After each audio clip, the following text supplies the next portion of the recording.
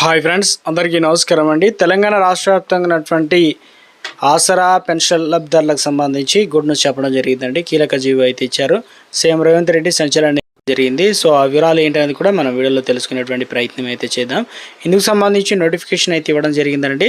So Telangana రాష్ట్ర వ్యాప్తంగా పింఛన్లకు సంబంధించి ఇప్పటికే కొత్త పెన్షన్ల పంపిణీ అనేది జూన్ 2 తారీఖున చేస్తామని చెప్పడం జరిగింది. అదేవిధంగా ప్రతి నెల కూడా పెన్షన్లు ఎక్కడ కూడా ఆపకుండా పెన్షన్లు 42 లక్షల మందికి కూడా పెన్షన్లు ఏం చేస్తున్నారంటే ప్రతి నెల కూడా 1000 కోట్ల వరకు పెన్షన్లు అనేది 2016 రూపాయలు, అదేవిధంగా 4016 రూపాయలు అయితే అందజేస్తున్నారు కదా. తాజాగా వచ్చేసి మంత్రి సీతక్క గుడ్ న్యూస్ చెప్పడం జరిగిందండి. సో ఆ వివరాలు ఏంటనేది మనం వీడియోలో తెలుసుకునేటువంటి ప్రయత్నం చేద్దాం. వీడియోను పూర్తిగా చూడండి, స్కిప్ చేయకుండా ఇన్ఫర్మేషన్ అయితే అర్థమవుతుందన్నమాట. సో మొదటిసారిగా ఛానల్ చూస్తున్నట్లయితే వీడియో కింద నల్ల కలర్ సబ్స్క్రైబ్ బటన్ అయితే ఉంటుంది, దానిపైన నొక్కండి, సబ్స్క్రైబ్ అవుతారు. Bell button all notification activate చేసుకోండి. చూస్తున్నారు కానీ లైక్ చేయడం మర్చిపోతున్నారు. వెంటనే ఏదో లైక్ బటన్ అయితే ఉంటుంది, లైక్ చేయండి, మిత్రుల వీడియోని షేర్ చేసే ప్రయత్నం చేయండి. సో ఒక అప్డేట్ అయితే ఇవ్వడం జరిగిందండి.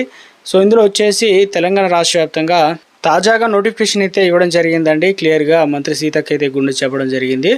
తాజాగా రాష్ట్ర ప్రభుత్వం 2356 మందికి డయాలసిస్ రోగులకు కొత్తగా పింఛన్ల కోసం ఎదురు చూస్తున్న వారందరికీ మంజూరు చేసినట్లు నిర్ణయించిందనమాట.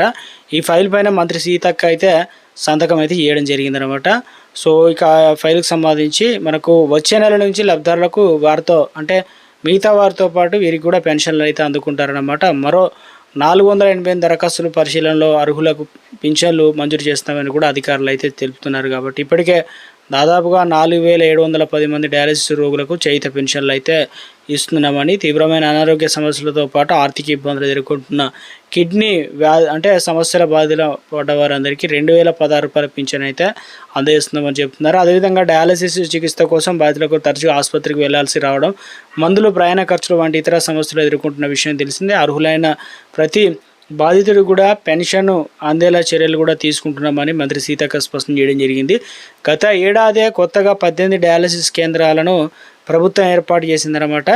సో మరో 79 డయాలసిస్ కేంద్రాల ఏర్పాటుకు ఇటీవల ఉత్తర్వులు అయితే జారీ చేయడం జరిగింది.